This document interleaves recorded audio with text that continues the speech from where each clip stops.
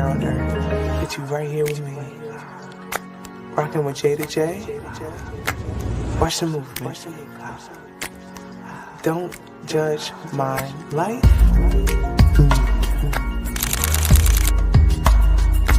LLC. J to J. It is what it is. Y'all rocking with me or not. Watch the movement. Hey young world, hey world. I don't know if the intro played, coach. I'm not sure. Don't judge our lives over here, y'all. Welcome to Mid-Major Mindset, y'all. The voice you're hearing is J to J in the building. It's been a while. Coach P, how you doing over there, man? I'm still here. I'm still kicking. I've been through it, but I'm still here. How you been? I am well. I cannot complain. I shall not complain. I'm just going to thank Jesus for another day to make a better opportunity. Absolutely. Bad or God. Absolutely.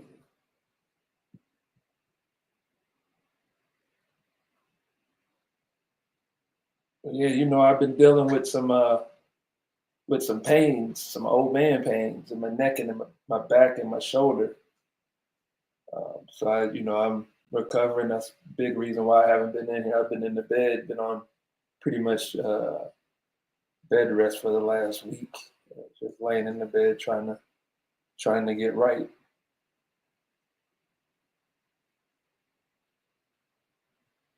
For the last week, yeah, coach, we need you to get right over there. You're changing a lot of people's lives, so you matter out here in these streets. Ooh. Trying to get back to 100%, but getting there. Shoulder's still a little sore, and my neck is still a little sore. I'm sitting around these pillows, kind of in a little weird position. I feel like I'm in a weird position, but we're gonna get through it. Kind of segueing because we were speaking of this, and I know this we don't have this on there on the breakdown. It's kind of segueing on what we spoke about behind the scenes. I read an article earlier where Mark Cuban, I don't know if I can share my screen or not, but Mark Cuban said that he was embarrassed that some of his employees had to go on Medicaid, like as he was working for him. Like he was embarrassed that his employees needed government assistance. But the reality is a lot of people out here in this world need government assistance, especially Medicaid. And why can't we as America figure out how to give, instead of Donald Trump trying to now cut Medicaid, where it's back to pre. I used to be a social worker back in the day for 10 years for the motherfucking welfare up in I can't even say, let me be quiet. But anyway, I used to be I used to be a social worker. And it's interesting Donald Trump is just trying to go back to pre Obama days, Obamacare days, when it comes to Medicaid and cutting Medicaid costs and all that stuff, especially with like, okay, you're employed, so you have Medicaid. I'm self-employed still. I'm still out here on some entrepreneurship stuff. So it's kind of important, especially as we get older and our bodies are starting to change. Like I'm noticing the changes for men as well. Like it's inevitable. Oh yeah, Father Time is undefeated. Father Time is undefeated. But I mean, healthcare is a billion-dollar industry, and we're one of the countries that I think have it kind of messed up, have it kind of backwards. I can recall playing in Europe, in certain countries in Europe. Greece, for example, a country that has a lot of, or at least they did have a lot of lockdowns. Like they would shut down, they would walk off the job, shut down, not work, not work. The government would shut down, but yet that's a country with pretty good healthcare. Most countries' healthcare is free. This country here, is capitalist, so it's about money. And healthy people don't make money. Um, so that's a big reason why health insurance here is, not cheap for one, but he's doing what the people want, the people that support him want him to do. And a big part of that is we call it Obamacare, and we shouldn't call it that. It was given that name so that people would hate it. It was given that name by the Republicans who were not for Barack Obama's agenda. So they called it Obamacare, knowing that that would piss people off and get people to reject it. The correct term for it is the Affordable Care Act. Right? I'm with that, the Affordable Care Act, but in the hood, we don't even call it welfare to welfare.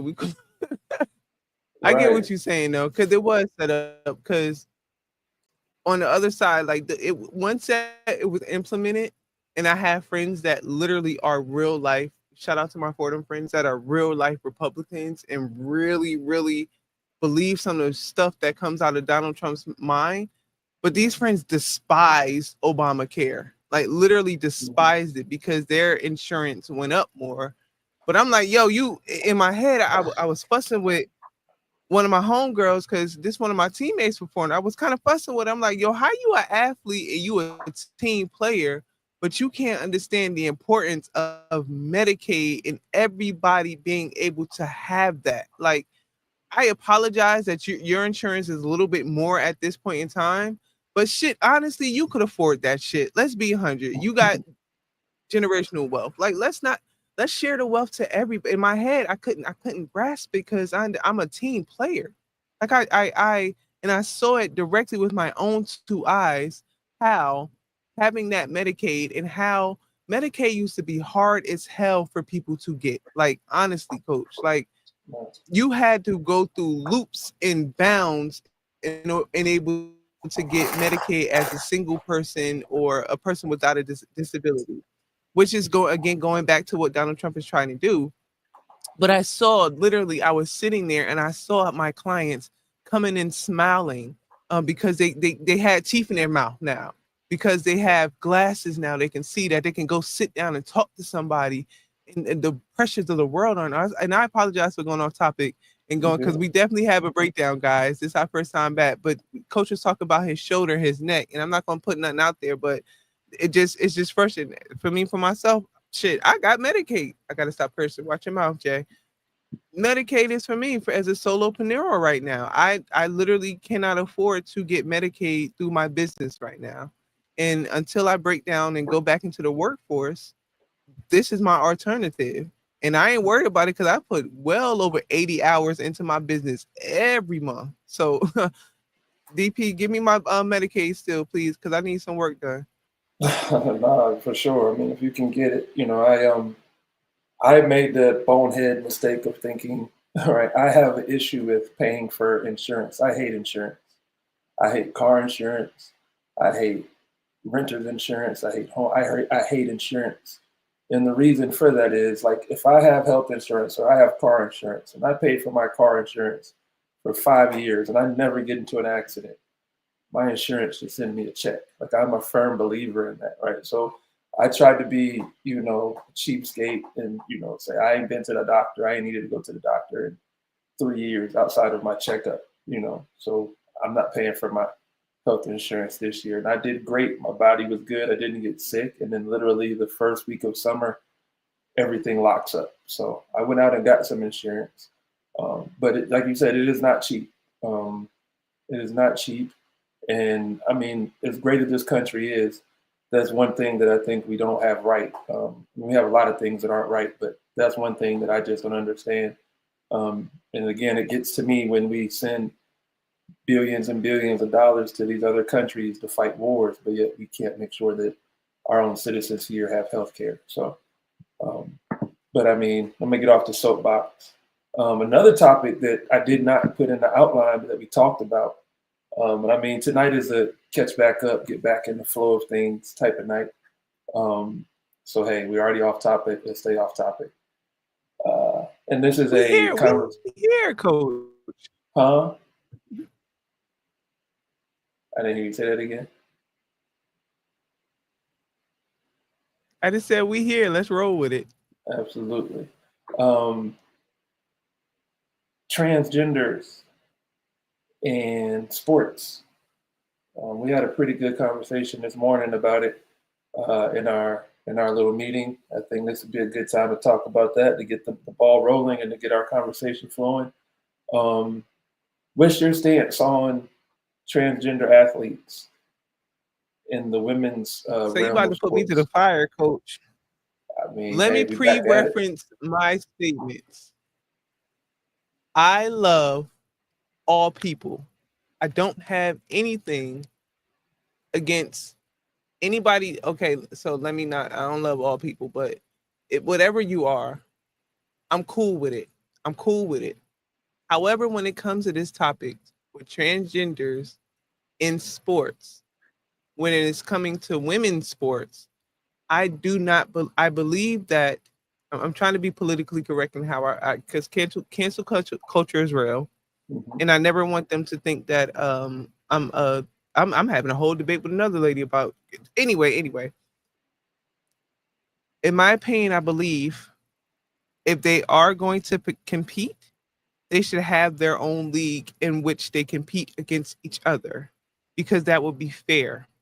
On the women's basketball side, or WNBA, like that's our only, like we don't have a G League for the W. We don't have like a feeder. Well, no, we have Unrival now, and then there is something else that goes on in Dallas. I forget, Essence in them is a play or something. Essence Carson in them. They got a whole Jersey squad over there. But so we are growing in that aspect, but we don't have enough teams now, period, in the WNBA for women, for regular women, for just regular women who've been doing this all this time. So if we open this gate, in my opinion, that now trans men who have converted to women are allowed to play with women, is like we already kind of had a movie, Joanna Man, like not being an asshole about this or not trying to be funny about this, but Joanna Man already showed us she had an advantage when she played in the fake WNBA league. There was still an advantage. I don't care how many estrogen pills you take. I don't care how much steroids you take. On the flip side, I was listening to, I should have sent you the Jamel Hill did an interview with. There was a young lady who's transitioning to be a man now, and she used to play for the LA Sparks. So I don't know if she was transgendered and she was transitioning while she was playing, but Jamel kept, because I didn't watch the whole interview, Jamel kept referencing this person and was like, "You're the first transgender person that played in WNBA." So then my head was like, "Oh, where she was transitioning to be a man."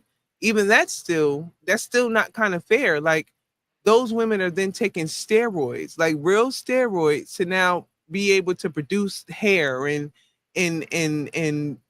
testosterone and things like that.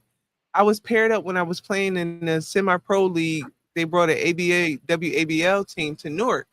And one of my homies, I call him my brother now. This is my whole brother. In the interim, we were in practice one day and he was tossing me around and I couldn't figure out, like, and I know he was like, he an older cat. I respected his game for forever. But I'm like, yo, I know this person ain't this much stronger than me. I know this for a fact. Like I know the women that I played against, the grown men that I played against in the park. Like I know this person, but kind of find out they were transitioning to be a man. So these hormones or whatever was in there. Like nah, that was a different strength. That was me personally pairing up against him, who's now a him now. That was a different strength, and it wasn't. It still wasn't fair. It still wasn't fair. It's not about right and wrong. Or yes, it is about. This is a sticky one, coach. This is a sticky one. I And as a mean, woman, I'm you said supposed to be anything all wrong. open minded. Okay. Anything wrong?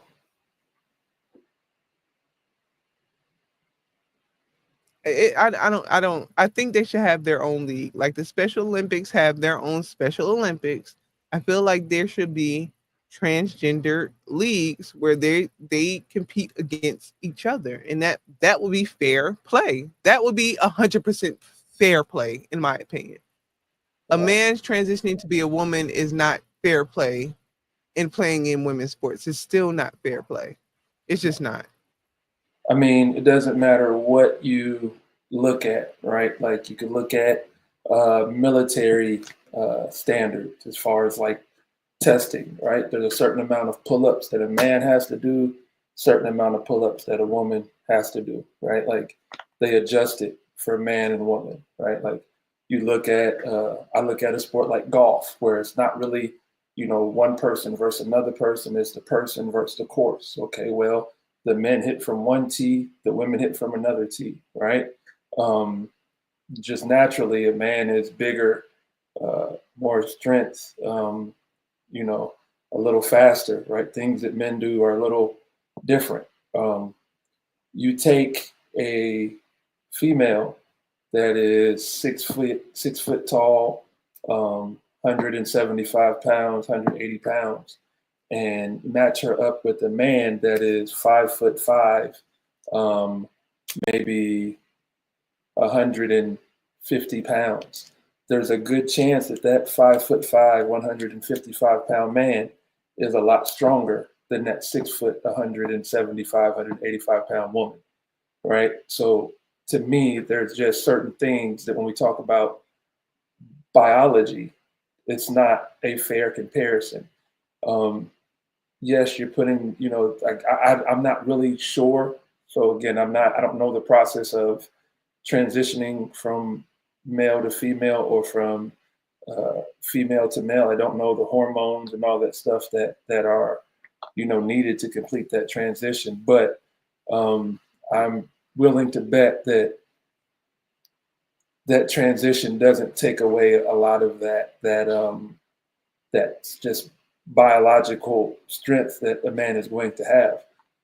So I don't think it's fair. I think just like we have the WNBA and the NBA, I think that you're absolutely right. If we're going to have a league for women and a league for men, then now it's becoming, you know, we have now trans men and trans women, then there should be a TWNBA and a TMNBA, right? Like, you know, I think that's just the fairest way to do it. I don't think that it's fair to put a man against a woman, even if he's transitioning or she's transitioning.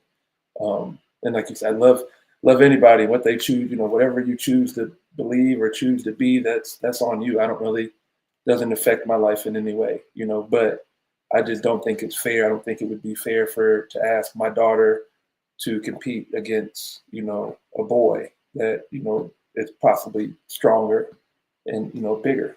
So I agree with you. I don't think you said anything wrong. I don't think either one of us said anything wrong. I think there should definitely be a platform for them to showcase their talents, regardless of, you know, gender, you know, anything like that. There should be a platform for them, but I don't think it's fair.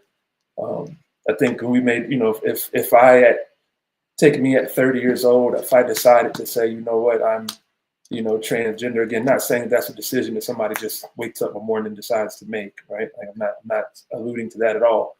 Just saying, had I decided to do that, what do you think my chances would have been of being a pretty solid WNBA basketball player if at 30 I decided to transition to a female?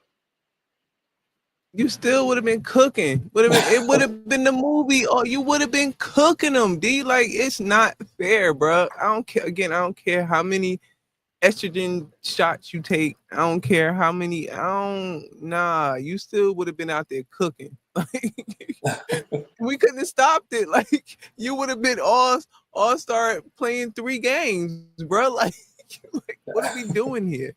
I don't think. What I would say on some business stuff, like it would be cool if I had the money to do it, I'd start the league and I would make it even cooler, and I wouldn't separate it. I would let them play like I would do a big 3 for male and females, because at this point everybody the same thing. We all in the same boat. So let's big 3 this shit and really go all the way in with this shit. Let the transgenders do what they do. Like, or what if you did like overseas? You know how like you have the Russian rule. You're allowed 2 transgenders per team, and they have to be on the floor at the same time. Like that's do something fair. like that. That's cool right? too, like, D. That's fair. That's you cool. could do something like that where, you know, okay, you know, you have 2 per team, and you got to have only one can be on the floor at a time. You know, there's rules like that in certain leagues. Like you go to China, I think, or they had a league. It could have changed, but when I was playing, they had a rule where, you know, even for example, like in Israel, certain countries, they called it the Russian rule, where you had to have at least 3 Russians on the floor at a time, right? Russian natives on the floor. You had to have the locals, like, so, you know, that could be something that they could look at, but to just allow them to compete, it's not going to be fair, right? If one team has a transgender player and then that one player goes on to win a championship, because they're the most dominant player, then it'll be an unfair advantage. And they facing that right now in the NCAA with the volleyball Right. person. They already Right. facing that. Like, nah, go sit down, boo. You concussioning people. Like, go sit your ass. Sit your ass down. On the men's side, it's not the same type of situation. On the men's side, I am interested to see when it happens. Right, it's going to happen, and I know we have gay players in all men's leagues now. Some are open, some are closeted. Respect to all and any of them that are in that situation, because it's not an easy situation to be in those masculine locker rooms, and to have a secret like that can't be easy for them. But I want a situation to occur where the best player on a team, whether it be collegiate or professional, is a male that is openly gay. I would love to see what that would look like, right? Like, let's, for example, we're not going to use anybody's name because you don't want to say something to, start rumors or anything like that. But let's just say a player of the caliber of I'm going to say a bunch of, 4 or 5 names, because again, I'm not accusing these guys or saying that I've heard it, nothing like that. I'm just saying a player of the caliber of an Anthony Edwards, a Halliburton, an SGA, Luka, one of these really good young ball players were to come out and say they're openly gay. What do you think that would look like? I think is the world ready for that? I don't think the world's ready for an openly gay superstar in the NBA. Maybe if a man came out and said he was bisexual, I think baby steps. If a man came out, a superstar that came out and he said, I'm bisexual as hell, that's what I like, and y'all just gonna have to deal with it, I feel like people gonna be like, all right, cool, whatever. Like, because the young is already kind of teetering the zest pool a little bit with the, like, I ain't gonna hold it. I like when men express themselves and they paint their nails, but to others, like, that's kind of left field. Like, but they kind of already, they're more fluent. That's the word I keep trying to miss, because that's a popular term in the gay. Happy Pride, y'all. Oh, are we still in Pride? Yeah, so happy Pride, y'all. But the fluidity is easier with the younger boys. So I do think we are closer to that. I don't know if they will be ready for a whole gay. I don't know. Would he be a flamboyant gay man? Would they be okay? I don't think they would be okay with a flamboyant gay man. But if he was a manly man, gay man, I think they would be cool with it. I don't know. I think that if it were to happen, I think that the NBA would obviously be the perfect league for it to happen in. It is a situation that I think people would be a little bit more open to it than you think.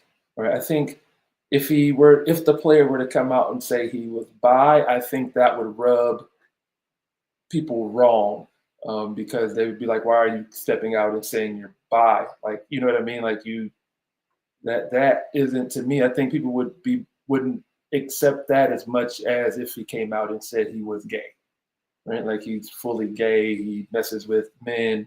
Whether he's flamboyant or not, I don't know if that would have like a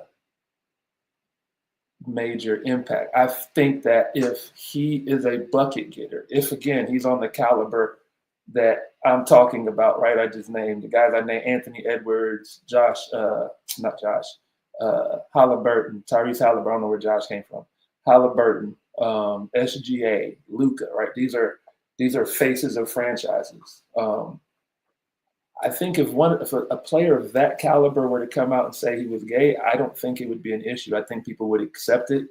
I think that the machine that the NBA is, his team would wear pride uniforms. Like, I think that they they would make a whole thing of it. I don't think that it would be as bad as maybe we think it is. I think that if it was a Okay, so sport let like me ask you this. baseball, go ahead. Would it be he's already established as a superstar, as a face of the league, and he's coming out? Or this is a young man, speaking of the draft picks that just recently went drafted last night, if one of those young men come out in their rookie season, would it be accepted? Or if this was not trying to put anything on there, but if the quality player was already established in their stardom, would they be open to accepting him still? If he's already in his stardom, or If if he's he's already the rising to man, that. If either he's already the or, man, I either think or. they would accept it, no doubt about it. But again, that's why I named these guys that I named, because the guys that I named, they're all still well, like in their early 20s. They're not even in their mid 20s yet.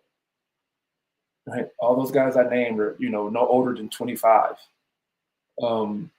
If that, like, I don't think any of them are 25. I don't think Ant-Man is 25 yet, or maybe he is turning 25.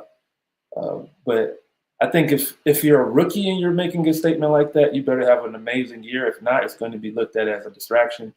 I mean, it either way, right? Like, on the men's side, if you're making a comment, I think, again, it depends. Like, right, if you're 1 through 5 on an NBA roster, and you come out and say you're openly gay, I think that the organization would be behind you 100%. I think if you're 6 through 10, depending on what your numbers look like, they could tell you, hey, it's not really that important right now. Let's keep that on the back burner. It's not something we need to really get out. And if you're any lower than that, 10 through 15, they're probably telling you, you don't really say too much about it. But I think, like I said, if it's the number one guy in your organization, because we've had guys, I mean, Jason Collins, one of the Collins twins came out and said, we know there's been gay guys in the league, but we're like the gay face of an organization. Like, what if the face of an organization was gay? Right? Like that's kind of the question. Like, what would that look like? That be I don't know. The younger generation they living their best life out here. Right. So I don't. Which we are talking about the younger generation in SGA, and like, so it might be more acceptable for We're them. not just talking about SGA. We're talking about the younger generation. Don't just say his name.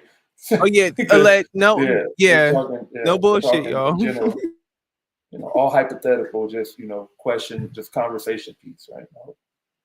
Not accusing or saying anybody no with smoke. anything. Not at all. Make sure. I do not Tasha K me, y'all. All right. Let's jump into the W. Talking about a lot of gay basketball players. Come on, be easy. Be easy. Come on. I'm joking, man. It's all jokes, man. All jokes, man. Hey, yo. Yo. All jokes. So, the girls been now stepping out too, though.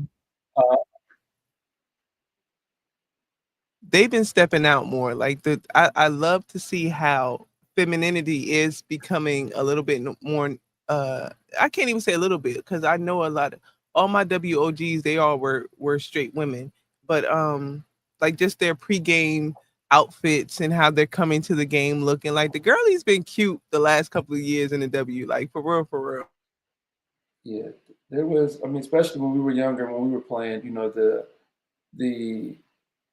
A lot of the girls, didn't do the girly girl stuff. They wore, sweats and baggy clothes. And I definitely like seeing, the young ladies being young ladies. And I encourage it with my girls. We had a game where we had our little walkthrough picture day before a game. And, I encourage them to be them, regardless of what, however they decide to carry themselves. Just be you, be genuine, and be authentic in who you are.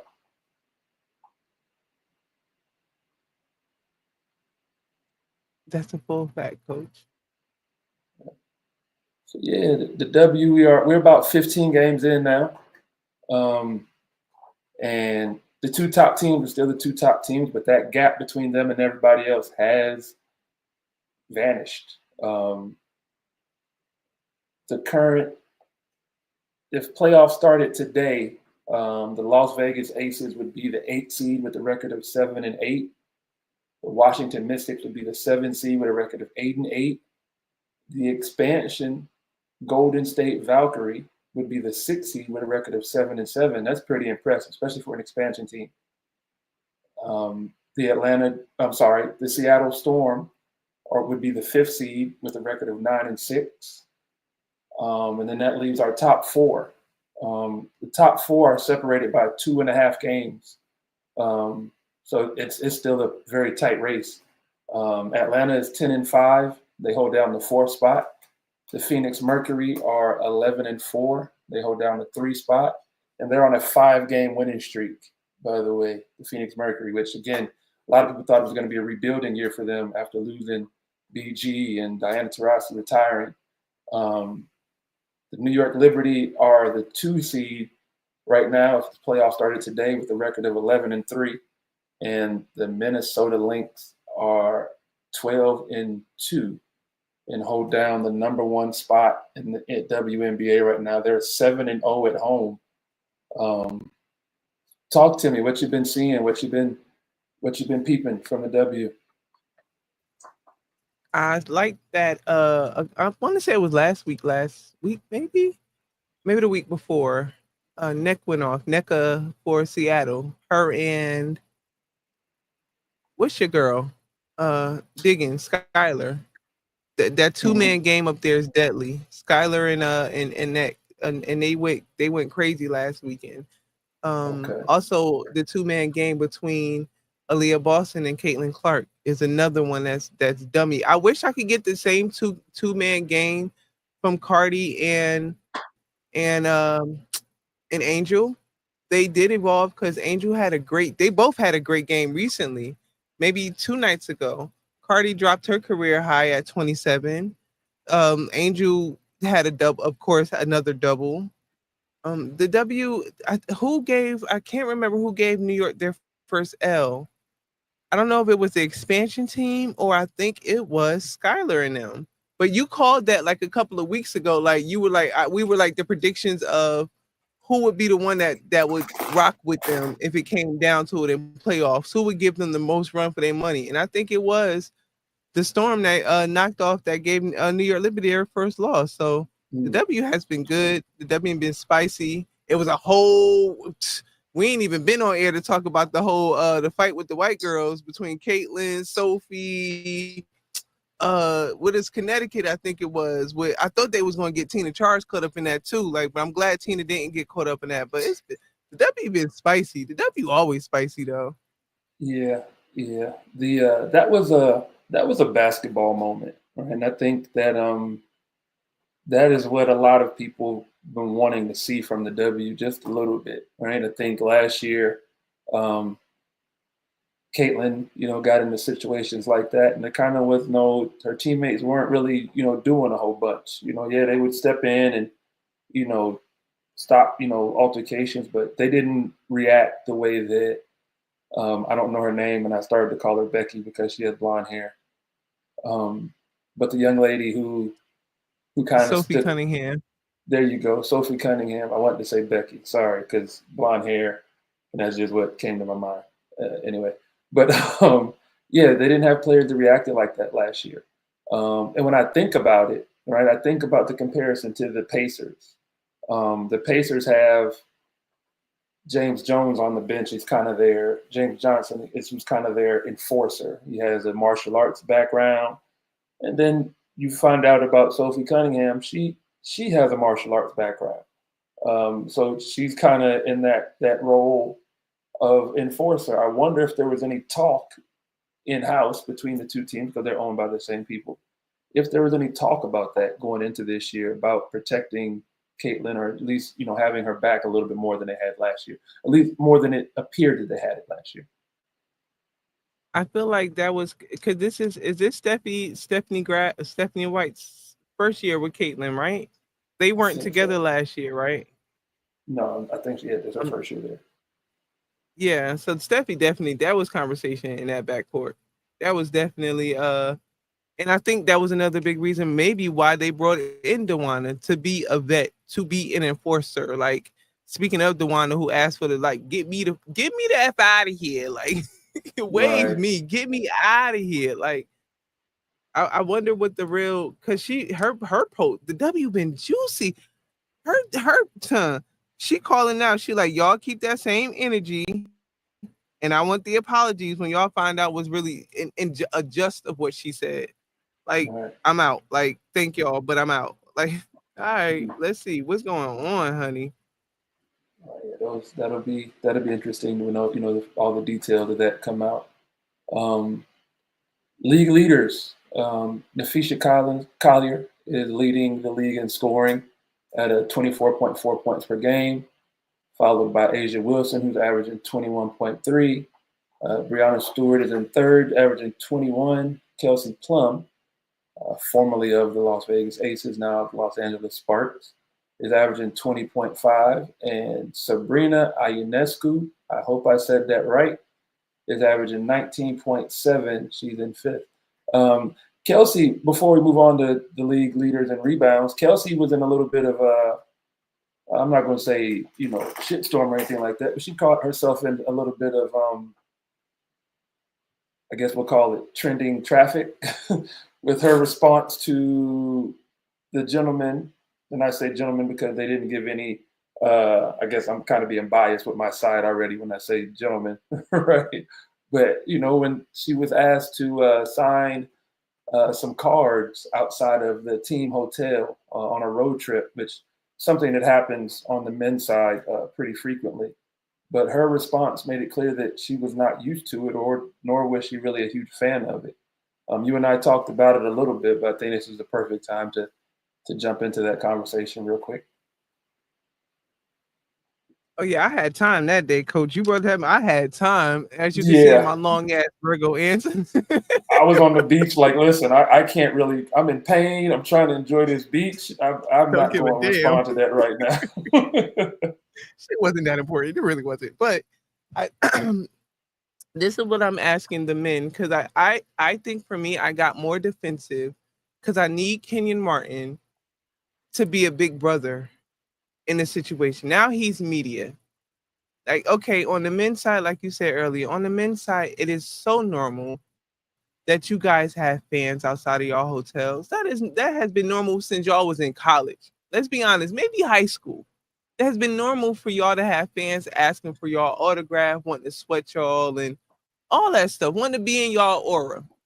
On the women's side, we just now getting used to this popularity. We just now, and then on a whole different separate issue, as a woman, I read a lot of the guys were upset with her choice of words and that she said I'm a little turned off about the situation. As a woman, I heard the first thing I heard because it was a conversation about hotels. She said something like, "Yeah, but outside of my hotel room," and I think the Erica was like, "It's only two hotels," and so like she was like, "Yeah, but you can't see how that's a little bit weird. That's kind of turning me off a little bit." So here's in my mind to dead all of this. WNBA, if you don't have the money, please find the money. Or NBA, somebody sponsor these women to have security when they're going to and fro from their team events, team practice, team dinner, going into the hotel. Just have security. We aren't How do used you to know that. that the gentleman that Chelsea, was in the gentleman that was in the scene who was telling her to come on? he's a How do we coach. know that he's a coach? Yeah, So he a how do we know that coach. security was not there? Because again, what they're Because they doing don't is have security. normal. Because the W don't have security, D. They do not have security. Okay, This is but a fact. They do not have security. where was she threatened? Where was she in danger? It doesn't matter. It does. It doesn't See this, matter and this about is threaten or in it danger. does, it does, it does matter. It does matter because again, You're talking about wanting certain things. Well, if you want to be able to afford security, if they can't afford security, then probably alienating someone who is excited about what you're doing isn't the right way to do it. Right? That's It what's wasn't being. any alienation. It was alienating when you say things like you can't see that, like this isn't creepy. This is definitely not creepy for fans to want to get cards. You can talk about any type of celebrity, not just basketball players. This is normal for a Again, celebrity. where You he want was getting celebrity. asking, You where want this the grown fame. man You was want the asking check. You outside of want her the check. You hotel. want. You want the check of the NBA. You want to be. It should have been a priority from day one, D. Security for these women when the WNBA started, point blank, with and the security in the period. NBA. This happens. This is a welcome behavior. Again, When you got, try and to say again, things a like grown this is ass creepy, man. again, you see what I'm saying? A grown Like ass man that can not, defend himself against another grown ass man. Where was she attacked? How many? In what danger It doesn't was matter she in? about D. You not a female. You not a female, man. Time out. You not a female. You don't think like how we think. I'll You let you don't. continue. Y'all I'm just saying time out. You're not criticizing us. listening Y'all to me, don't so think go ahead. like how we think. I get what you're saying. I hear what you're saying. I'm not a female. I don't think how you think. But again, if I am a person in a league that wants my league to get attention, when you talk to someone and say, you don't think this is creepy, you are alienating that person. You can't sit here and tell me that she did not alienate him with her vocabulary. She did. This is creepy. To stand I don't think the word alienating means. Please let me Google alienating.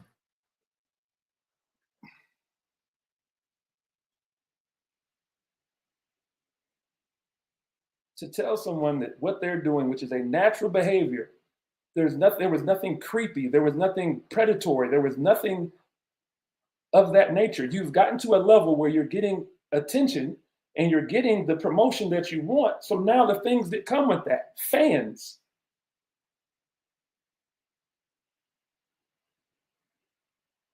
This and to use the narrative that he was outside of her hotel room. No, he was outside the hotel. He was not in the hotel. Okay, so then again, here as a man, you're getting technical. I said outside of her hotel. He still was outside of her hotel. That is okay, normal behavior. There's a bus here. On the men's side. On the men's side. There, on the men's side, you are a celebrity now. About you are us. Okay, go ahead. We didn't have fans for the first 28 years.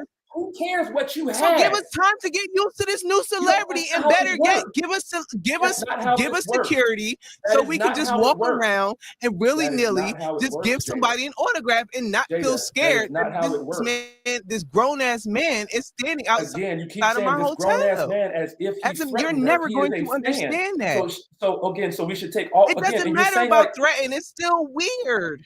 Jada, it is not weird. It's still weird. Do you want them to see you as women? From you guys, from the male perspective, as an athlete, y'all have been dealing with that since high school. Y'all have had years. Can I ask you a question? Can I ask you a question? Yeah. Can I ask you a question? Okay. Do fans not wait outside of tour buses to get pictures and autographs from female artists? Do fans not? And the tour buses are where? At the arena, not at the hotel. I guarantee you. And if they are at the hotel, you're wrong. You're wrong. You're wrong. Jada, you're wrong. And I just said what I just said. If they are at the hotel, those artists have security. But they are still allowed, even with security, they are allowed to take pictures and ask for autographs. Even with security, they're allowed to take pictures and ask for autographs, even with security. And that is when they are being mobbed. It wasn't an issue. They were not being mobbed. If you want NBA notoriety, if you want NBA check, you have to do the things that come with that. You are now an A-list celebrity. She gave him the autograph. So what we talking about? She still gave him the autograph. Again, listen again. You see, like they're whether she gave him the autograph or not. That is something that and you keep saying we're not this and we gotta.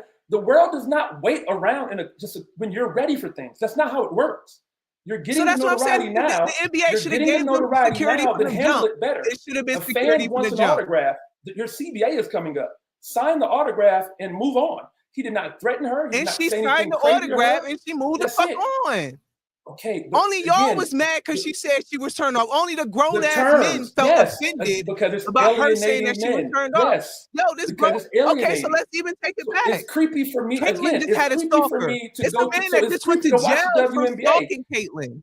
It's creepy. It's creepy to watch the WNBA for a man. It's creepy for me. So then why it's creepy for you saying that shit? Then it's creepy for a man to be outside of my hotel asking me for autograph. If I know it's men that think like you think. It's so not. You don't know those like it's not weird to again, it was broad daylight. I wonder what time it was. They were coming from practice. Broad daylight. That to me, again, as a person who is saying you want NBA notoriety, the fans are what drive that. You're saying, well, it's a grown ass man. So again, it's weird for grown men to become fans of the WNBA. I'm saying it's weird as a woman. It would be, I would question as a 6'2" woman. I would question a man asking for an autograph outside of my hotel. I would question that. Again, anywhere else, I don't give a damn. You outside, and again, I'm for you guys behavior. As a man, you can defend yourself against this man. You always going to be able to defend yourself. We just had a whole conversation about transgenders, this, that, and the third. So I don't understand how the concept not even coming across your head. As a man, it don't matter if a man that's outside of your hotel room. Your big grown ass. Again, you keep saying outside of the hotel room. It matters. I'm sorry. In the hallway, outside of the hotel room. Outside of the hotel. By the bus, okay, it's normal. Outside by the bus, normal. That is normal. He wasn't by the bus. Well, either way, he was by the bus outside of her hotel. Outside of her hotel, and she don't have no security. Walking to the hotel. Outside of her hotel. Yes, it's weird. If little kid fans ain't pulling up to me outside of my hotel, that's how y'all even know we here. Then the WNBA does not want to get to the stratosphere that the NBA has. We want to be there, but we wanted the security from the jump. We wanted the security. We wanted to know we was valuable from the jump. That we was cared about and protected from the jump. They still don't have security. Brittany Griner big ass just got assaulted by somebody last year in the airport while she's going to catch a flight. And there's still no security. I hear what you're saying, but again, I pitched the contract personally. I personally pitched a contract to the WNBA to let them get security for themselves. Caitlin Clark just had a situation with a creepy ass man stalking her. Paige Beckers just had a situation where a creepy ass man, and there's other women that had situations where creepy ass man was stalking them as a WNBA player. And no, they cannot protect themselves. KP little as hell. KP a guard, bruh. Like, I get it. Like, ain't nobody thinking about her little ass little. I don't give a fuck. It was broad daylight. This creepy ass men out here. Danny, I've sent you messages. Every man is not a creep. Every man is not a creep. You can't just say that these dudes are creeps when they did it the right way. They're waiting outside. They didn't bum rush her. They asked her if they can have an autograph. Again, this is what I'm talking about with alienating men. You're alienating us. Why would we become a fan? She gave her the autograph. If this is the how she mindset. Didn't even understand. She autographed this shit in a blue marker. If I can be a fan of the NBA, I'm a fan of the NBA, and I found out that the NBA team is in town, and I go to the hotel to get an autograph. That's normal. But if I do it with the WNBA, that's weird. That's creepy. Then why am I going to leave being a fan of the NBA, or why am I going to give any time of being a fan to the WNBA if I can't be a fan to the WNBA the same way that I'm a fan with the NBA? Why would I do that? Why? Because you ain't dealing with the same type of people. You ain't dealing with the same type of people. Showing up to the hotel, I find out that Venus and Serena are playing in the U.S. Open in New York City, and I find out that their hotel room is in Times Square, and they're probably okay. They play at this time, so maybe I'm going to position myself so that maybe I can take a picture, or maybe I can get an autograph. Now I'm creepy. No, you're not creepy, but Venus and Serena got security out there with them. Meaning since Serena got security, you ain't creepy at all. But again, the What? problem is Them there's having- no okay, security. I get what you're saying. I get what you're saying. Give us security so we can feel I comfortable get what walking you're, around I in this get new what you're Cardinal. saying. You got to stop cutting me off. I get what you're saying, right? If they were assaulted, they need security. If the situation happens where they get assaulted, I completely understand that. I completely Why we gotta agree wait with till that. somebody get But assaulted? here, Why we gotta wait that's till not what I somebody get said. assaulted? That is not what I said. That is not what I said, and I don't appreciate you putting that, associating that with me, because I didn't say that. D, what you just say? You didn't give me a chance to fucking finish, so we don't know what I was gonna say. You literally just said. I did What you not. just say, D? I will fucking end this stream. You will not put words in my mouth. I did not. I was trying to make a point, and you stopped me before I could make a point to tell me what I was going to say. You're not psychic, nor do you know what I was going to say. I'm making a point. Allow me to make my point. Don't tell me what I'm going to say, and I don't need you to finish my thoughts. I Just like didn't I'm not finish. I finishing repeated yours. what you just said. I repeated literally what you just said. How can you repeat what I said when I never finished saying what the fuck I was saying, Jada? D, okay. Say what You you want to say. repeated what I was saying as I was continuing to talk. I was saying, I completely understand what you're saying. There needs to be security. Yes, I never said we need to wait until something happens to them. I never said that. I was trying to finish my point, and you never let me get there.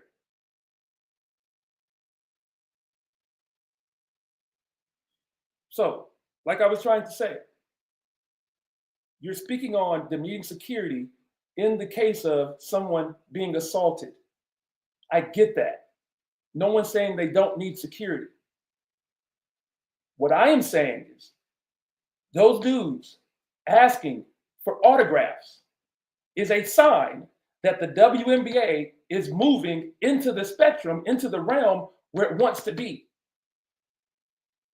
Completely understand if those dudes made her feel as if they were a threat to her and her responding that way, cool. That was clearly not the case. Because if that was the case, then she wouldn't have stopped at all. She wouldn't have had conversation with them. Am I saying she's wrong? No, I'm not. What I'm saying is, if the WNBA continues to talk about wanting to go the places they want to go, well, this comes with it. This comes with it. Because if there are not fans, it does not get to where they want it to go.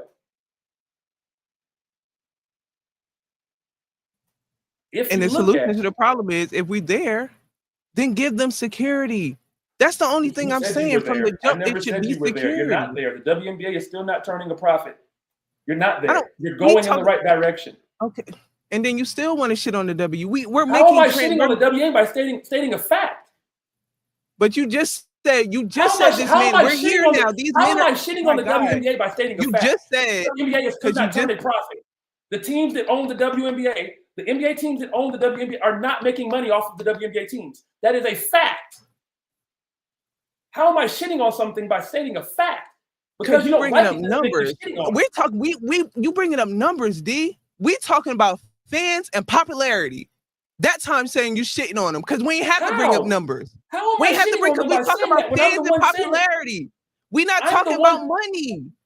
We're not talking about money. I'm the one saying that the WNBA is going the direction that it wants to go. That's why people are standing outside of a bus wanting fucking autographs. And I agree with you. So how am I shitting on the WNBA? You said you got mad because I said, since we're there now, that's what you got mad about. I just literally said, since we're there now, it's not there. Give them security.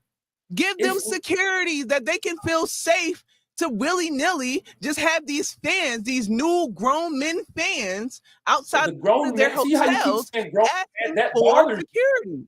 You keep saying grown man, like the grown man part, right? Like that is I'm confused. How are you confused, Danny? You just now became like you understanding what I'm saying. As a grown ass man, you just now started talking about the W. The context in which you keep saying grown ass man. Right? Okay, so let me go to the context grown ass man of being. So do you not want men to be fans? You turn it like I'm like of the mindset right now Like if your mindset was the mindset of WNBA players, if I heard that this was I would definitely not give the Y'all effort got to any become a fan reason of that the y'all don't WNBA. want to rock with us anyway. What I'm You saying keep is, saying for the y'all, I'm majority speaking of on the me. Did you hear what I just WNBA, said? Did you hear what I just said? I can't speak for everybody else. I would never speak for everybody else. I'm speaking about me. Did you hear what I just said? Me. you said you wouldn't If want to your be a part. mindset, if That's I knew the you. WNBA mindset was like yours, I would not become a fan. I would give zero effort to becoming a fan. Y'all barely giving an effort now. D, when You was see, it? Did you pay for it? Tell me, did I pay for what? Have you paid for the WNBA league pass? I've never paid for Ever? the NBA League Pass. Why Have would I you? pay for that? Okay, that's I've never fine. paid I'm for not the NBA saying League I Pass. didn't Why would I ask you pay what for you that? did with the NBA. I asked you, did you do And that I'm for the telling you, I've never paid for any fucking League Pass. Why would I do Okay, that? that's fine. Have you ever paid for a WNBA game? I've been Have to you ever WNBA game, paid? yes. I've been to a Mystics game, Have yes. okay, okay. I Thank you coach for women's supporting. basketball, yes. Okay, I so go to thank you for GW and supporting that. GW men's and women's games, yes. I Okay, have my WNBA hoodie behind me, yes. Yes. okay, but y'all still okay. Fine. The majority since the conception of the W, and we had this whole conversation offline because you brought this up. Majority of the people who were supporting the WNBA since day one have been little girls and women who the stigmatization that they were gay women. We haven't, the only men who have been supporting us from day one is the dudes that we was messing with or our family members. Okay.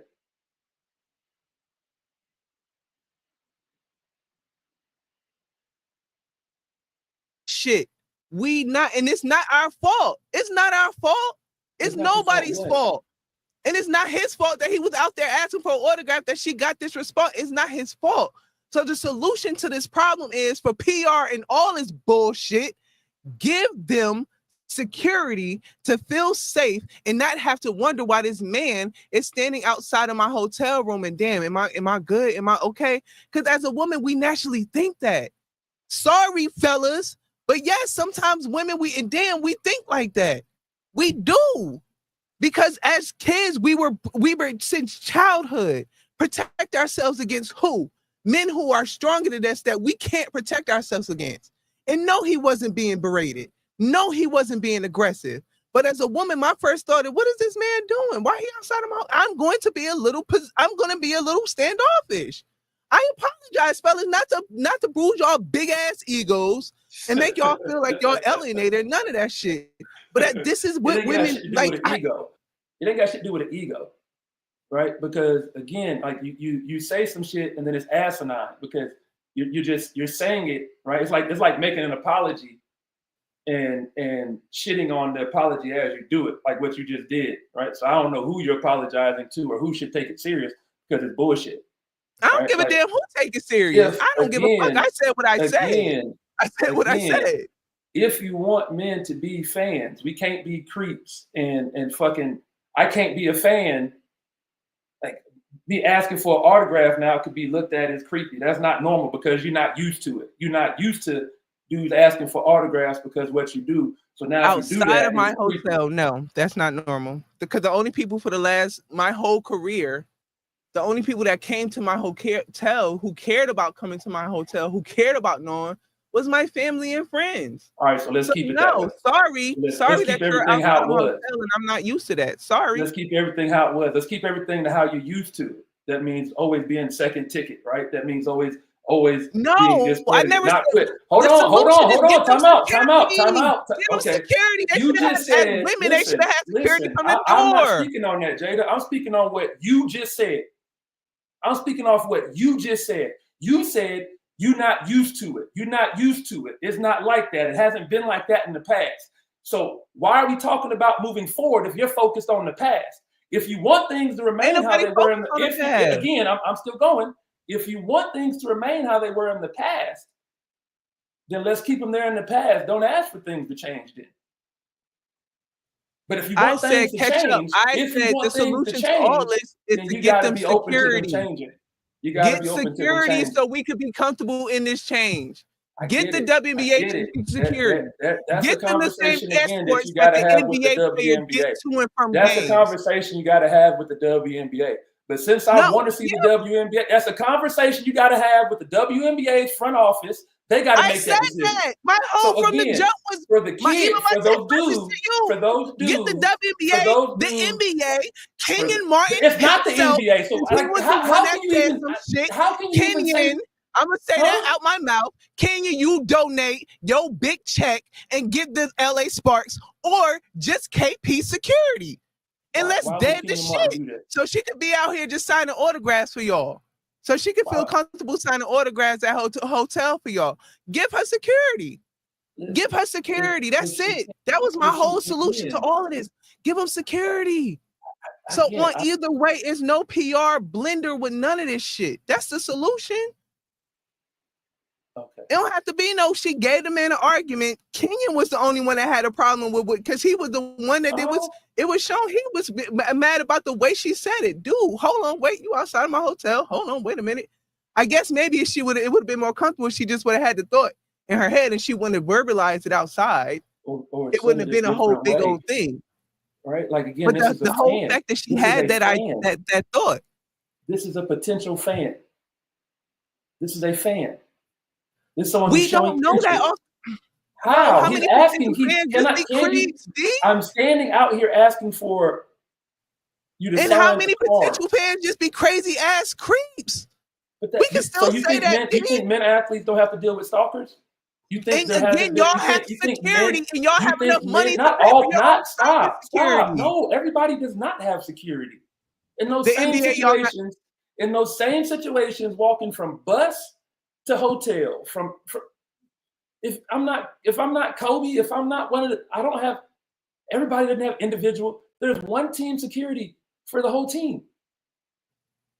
And that's still security, D. That's still enough. Okay, but here's what I'm saying. It's still one person that's security. Y'all still get escorted to and from games. There's no way that you're going to tell me this is Kelsey Plum's first time being approached for an autograph by a bus. You're not going to tell me that. You're not. Maybe outside her hotel room, yes. I again, walking to the hotel room. I don't give a damn where we was walking. It's weird, sir. You talking and I don't got no security. Jada, we're talking about Craig. Where y'all at? Go ahead. We're talking about a celebrity now. The fact that WNBA players are now A-list celebrities, because that's the only people that this happens to. And you don't know how to handle it? And A-list celebrities have security. You can keep harping on the security thing. Celebrities have security. Beyonce didn't have Julius her whole career. SZA got that big nigga that's pulling her on her shoulder. Beyonce needs that, right? So, like, it's, to me, like I said, it's bad business. She handled it wrong. She didn't handle it well. And the creepy one was her, with her lingo. The things that she was saying, she was the creepy one. Dude asked for to sign an autograph, and she was talking about being turned on, turned off, all that shit. She was the creepy one. They weren't creepy for asking for an autograph. That is a natural sports occurrence. I guarantee you. You can sit here and say security. If she had security, so what? Security should have bum rushed them? Security should have. I'm trying to figure it out. Again, as a man that wants to be a fan, if I were to ask somebody for an autograph, or if I were to, she's in town. I've been a fan of hers all year long. I'm talking about how the Aces have made a mistake by letting her get out of the building and going to LA. And I find out that they're playing the Mystics, and oh shoot, their hotel is right there. There's the bus. Now I'm a creep for trying to get an autograph of a basketball player, as a basketball fan, as a basketball purist. Now I'm a creep, but you want to be a fan. Now, even more so, he was a creep because he asked for her autograph in that blue marker, knowing damn well, but she didn't. This how. All right, so she didn't even know the rule of not signing autographs with blue markers. This how the celebrity. She not there yet in her celebrityism.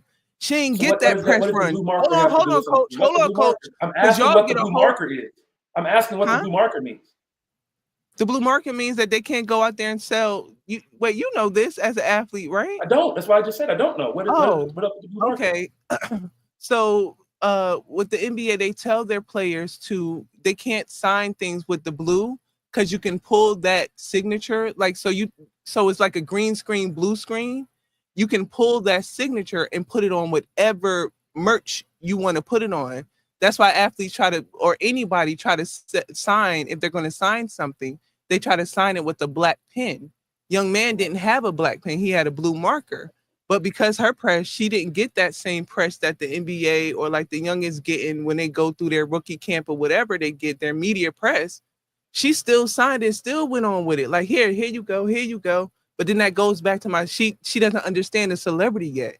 She still wasn't taught the celebrity that, yo, like, you are a lister at this point. Would you just signing your autograph with that blue marker, he could run and go take your shit and go run that shit up on anything he want. She don't understand that yet either. I'm just saying, get them security. So again, it shouldn't even give them security now. In my opinion, from day one, if the NBA knew they were our big brothers and they was backing us and they wanted to give this opportunity, why not make it mandated that there should have been security for each team in each budget from the jump of the 25, 26 years that the WNBA has been in? We should have been had security. This shouldn't even be a conversation right now. We should know how to handle ourselves in this celebrity after 28 years of doing this. We should know how to do this, but we don't. So give us grace. You ready? And please. You ready? Yeah. WNBA teams have security measures in place, and the league is actively enhancing them as league's popularity. Turn up your microphone. Can you hear me now? Yeah. Okay. I asked Gemini if WNBA teams have security. And I'm talking to direct people on the team. I ain't asking no Gemini. I ain't asking no ChatGPT. Here you go again. Here you go again. Not letting me finish my thoughts and not letting me finish my statements. Okay, let me finish. You saying you didn't? I'm asking Google. I'm asking AI if it can find an answer for me, and it found one for me. And before I can even get into the answer, because it's not what you want to hear, you cutting me off. So allow me to read what I have right here in front of me. Okay.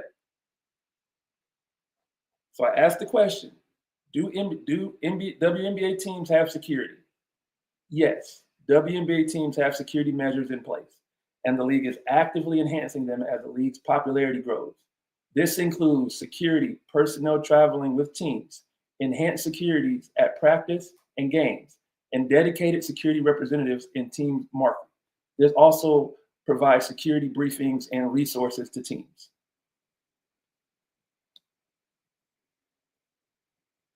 Okay, so they have security. The same security that the NBA teams would have, they have. Now, individual players have their own individual security. Kobe had his own security. The only player that has her own security is Asia. Okay. That's the only player that has her own security that comes to her games with her. That's the only player. Again, there is security there. There was security there. Had those guys posed a threat, security would have been there. And I'm telling you, straight from the horse's mouth, not from nobody, from no chat, no bot running nothing off the internet where anybody could write any article saying any foolishness and they could quote that back. I'm saying directly, and I wish I could sit out here and say the teams that I have reached out to directly to offer security for them, because I know they. To offer security, meaning like you're going to be a security guard for them? Pause yourself, because I am certified security. Yes, sir, I am. Why do I need to pause myself? I'm asking a question. Oh, because I thought you was trying to come for my neck. Like, nah, man, I am top flight, bro. Yeah. But yeah, I was working for a security company. I told you, I didn't tell you, but the people that did the crazy stuff, when I heard about the BG situation because I think it happened in Atlanta when she was going down to Atlanta.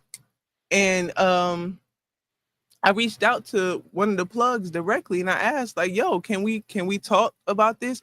This company I'm working with, can we offer? Because it was near the arena where the team plays. So I'm like, hey, could we offer them security? Like, and I sent them the article that happened with BG and everything. The direct plug saying they're trying to work on it and get something situated. but it hasn't. Every team don't have security. D. Still to this day, every team don't have. I literally, I wish I could tell the teams, and I wish I could tell directly who I'm getting this information from. Because I'm asking like, hey, because matter of fact, the first time I asked this question, D, was from your first interview we did, and I think this was behind the scene, and you was like, yeah, because we had escorts to and from the games. So I started reaching out to my W's Connect, like, yo, y'all got escorts that's going to and from the games. And the running joke was like, ha, we just got charter planes, like we just got private, like kind of asking for too much. We just now kind of getting here, like I ain't saying they not doing it, but I'm saying like y'all giving us grace, and we got to give the W grace to give us security and make sure we're safe. Hey fellas, just give us grace that we this is new for us. Don't feel alienated, because she still signed your autograph. Like, yo, she still gave you what you asked for. Like, just give us grace too. Ain't nobody perfect.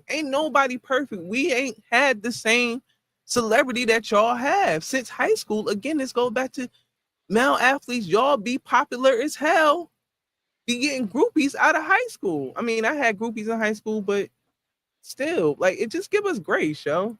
Don't crucify that girl because she said just her choice of words was that she said she was turned off. Cause I'm from Jersey. Hey, yo, what you doing? Like, you outside my hotel? Like, it would have came off a little differently. It would have came off a little aggressive. Like, then y'all would have been mad it was too aggressive. Like, I don't know.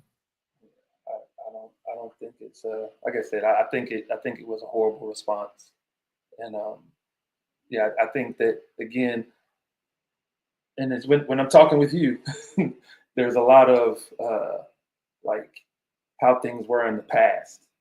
And if you want to keep harping on the past, then harp on the past. But you got a bright future in front of you. And things like that will alienate men again. And you got to make everybody feel wanted. You got to make everybody want to be a part of the party. Right? So telling guys that what they've been doing their whole lives, as far as collecting cards and, getting them signed, and, to now start calling men creepy, or to say, this is creep, like that's, you got a lot of dudes out here that are very aware of the lines and the stigmas and all that stuff. And when you start talking like that, to me, that's no different than if one of my sons were to say he took a girl to his dorm room and she said, "Oh, I might have drank too much." Instantly, it's over. Like for me, I'd have been like, "Oh, never mind, no thank you." As soon as she said something creepy, it would have been it. Like, you know what? Never mind. Don't sign anything for me. You good? I'm good. I don't need it. Nope. And that is what I saw. That is exactly how I felt when she said that, because I saw myself again. I want to be a fan. What if that was me in that situation? That's what I guarantee that's what Kenya Martin's talking from. What if that's again? I want to be a fan, but I can't even be a fan the way that I'm used to being a fan. I'm a creep now. So why am I not a creep if I'm sitting here watching this game? Am I a creep now if I want to go to the game? Like that. That is where you start blurring that line. All right. So that's my whole thing. Like, Hey, coach, I need to say this. Hey, everything I said was alleged. I don't know shit. I don't know nothing. ChatGPT 100% right with everything. WNBA, don't fucking sue me. Don't sue me, WNBA. I don't know nothing. Everything's alleged. Yep, that was a good one. Definitely got heated. That's gonna go up. That's gonna go up, coach. Definitely got heated. That was a good conversation. I didn't do the rest of the league leaders. Angel Reese is leading the WNBA in rebounds with the 11 point. Let me get my stat sheet back up here. Shout out to Angel Reese, trademarking rebounds, me bounds. Rebounds. That girl's smart. She is leading the W, averaging 11.9 rebounds per game, followed by JJ Goji Dub of the New York Liberty. Jacquel Jones is averaging 9.6. Miss Asia Wilson, averaging 9.3, is in third. Kiki Efren of the Washington Mystics is fourth in the league in rebounding, averaging 8.8 rebounds per game. And Azora Stevens is fifth, averaging 8.6. Um, Azora Asia's had a also big leading. game. Go ahead. Azora had a big game against Chicago. I know a lot of the headlines was that she only had 24 points, but she made history that night as well. I can't remember her stat lines, but like something with like the 24 points, her rebounds, assists, and blocks. Like she kicked out, and that's one of those quiet. To me, she's like a Tim Duncan. Like she's the quiet assassin. Like she gonna get that. She gonna get that job done, and you not even gonna hear that. That's her getting that work done. But Right. I know KP had a big game that I think KP had 21 points, and then Angel and Cardi had their big night too. So all across the board, that was a great game. That was a great WNBA game. If that was for any male or any fan that would have been out there and like, yo, what's a good game to watch? And like they would have been into it. That game was a very good game to watch. That LA Sparks in the Chicago Sky. Absolutely. We'll keep everybody posted on WNBA action as the season continues and we get closer and closer to playoff time this winter. The NBA Finals took place and we crowned a new champion, the Oklahoma City Thunder, first ever championship for the organization since moving to Seattle. I think they had one in the 1970s when they were the Seattle Supersonics. This is their first one as the OKC Thunder. Shai Gilgeous-Alexander was the Finals MVP. So he was the regular season MVP, the Eastern Conference Finals MVP, the Finals MVP, the league's leading scorer. He had an amazing season, capped it off with rare company. I think winning those awards, I think it was him, Michael Jordan, LeBron, and Kareem Abdul-Jabbar, the only players to win all those awards in the same season. So congratulations to him and the Oklahoma City Thunder. Tyrese Coach, let me Halliburton. ask you. Can I ask you about how you feel about? Oh, you were about to go to Indiana. Go, and then I'm gonna bring it back to you. Yeah. Tyrese Halliburton and the Indiana Pacers fell in 7 games. He left the game in the first quarter after going, I believe he was 3 for 4 from 3. He tore his Achilles. He had a left calf strain going into the game, and he ended up tearing his Achilles. If it sounds familiar, it should, because it happened to Kevin Durant almost in the same style.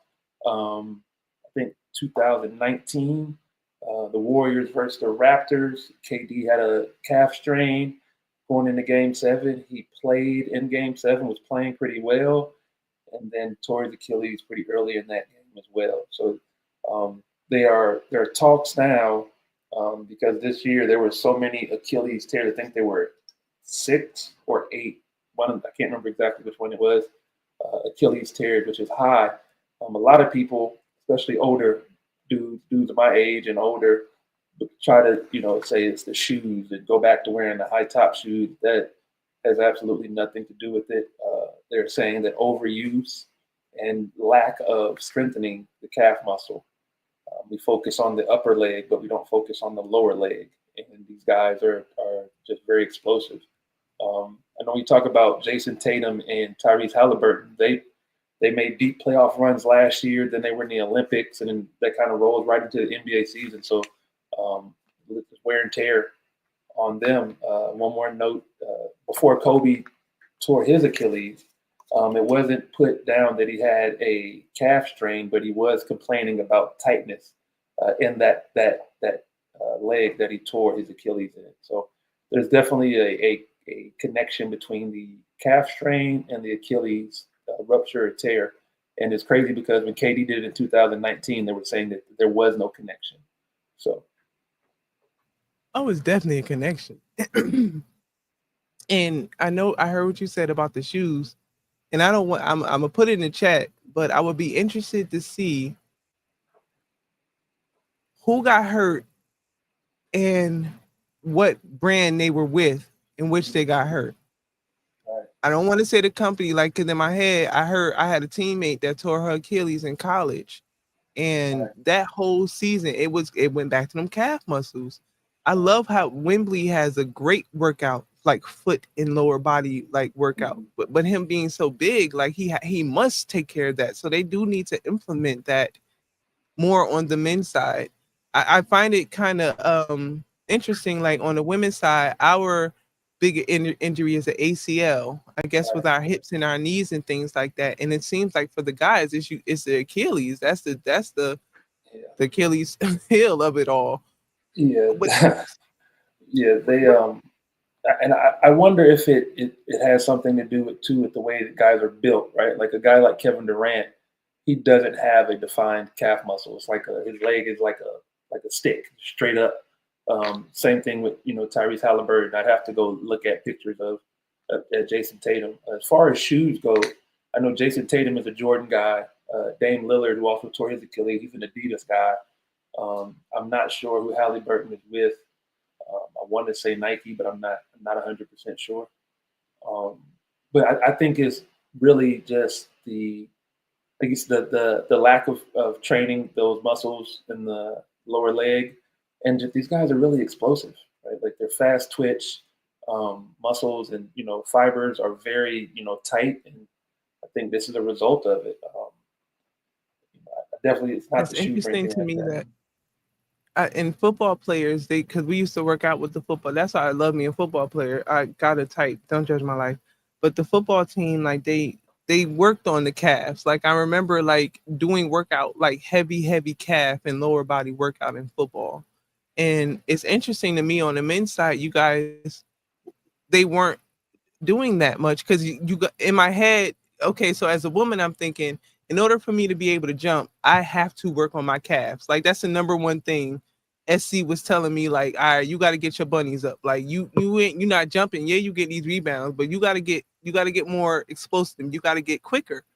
And we by doing that, that's the speed and agility, all this stuff we were doing with the football team. Like, and come to think about it, the men's basketball team wasn't in there while we was doing those workouts.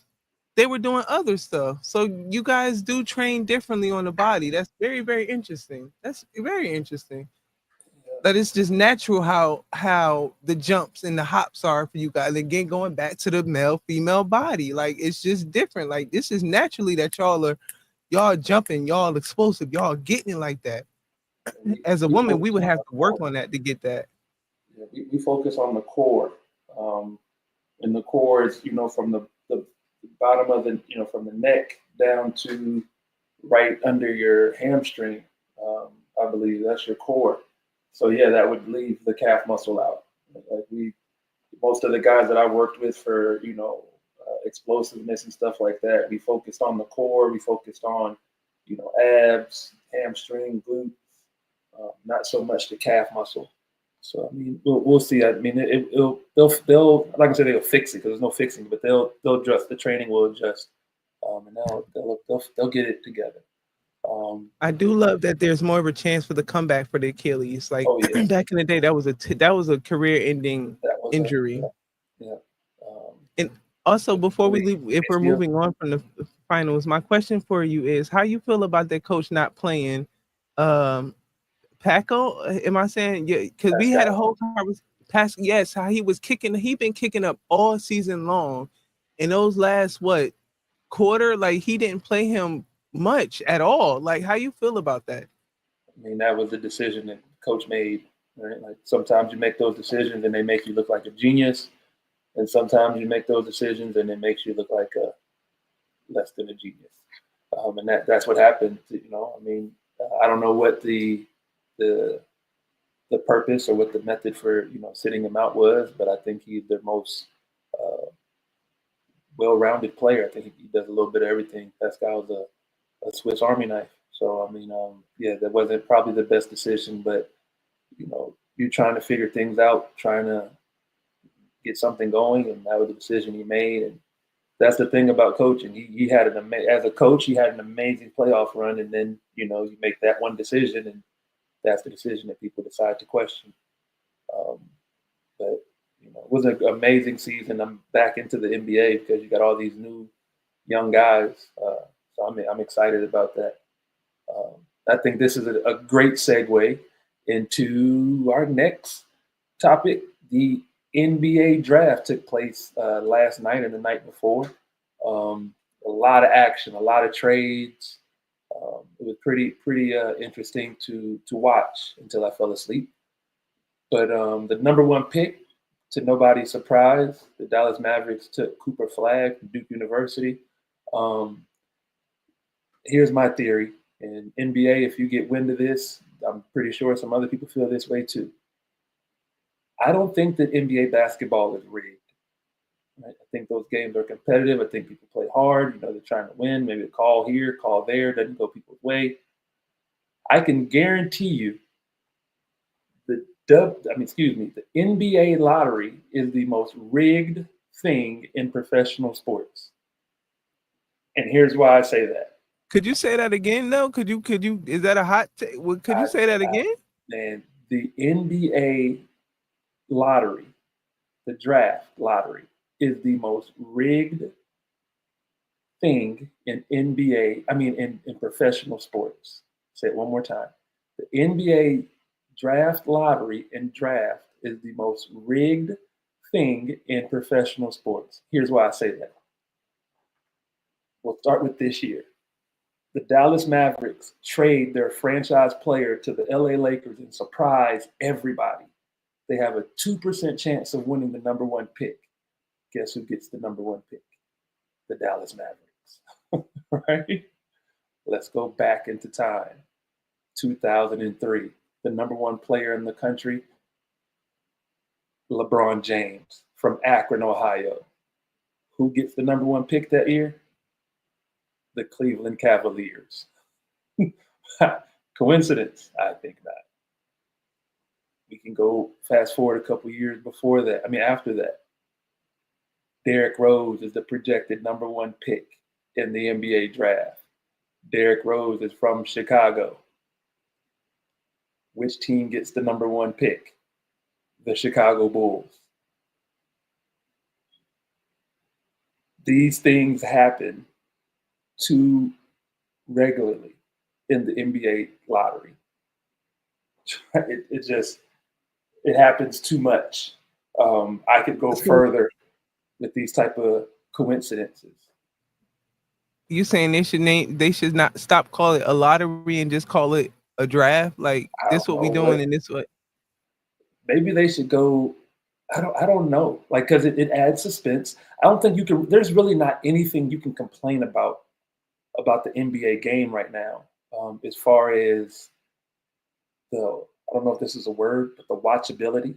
Like everything the NBA does right now is exciting, and so for my first 30 years of existence, there had only been 7 or 6 NBA champions. Right? In my lifetime, excluding the last 7 years, I could name all the champions. Right? The 76ers, the Pistons, the Bulls, the Celtics, the Lakers, the Spurs. Then the Dallas Mavericks had a couple. I just named all the champions for about 25 years. Miami Heat. Then the last 7 years, we've had 7 different champions. So the parity in the league right now, you cannot complain about it. But I guess, this is the part, if you pay attention, the NBA, just like the WWE, is entertainment. So that means there's room for script for script.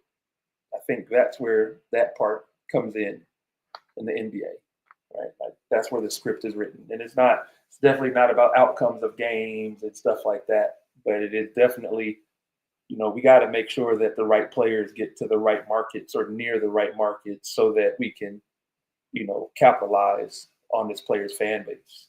And I don't think that's a huge problem. I think for Cooper Flagg to go to Dallas after them losing Luka, I think that's a great thing for that fan base. They deserve to have a player there that is generational talent level, and hopefully Cooper develops into that.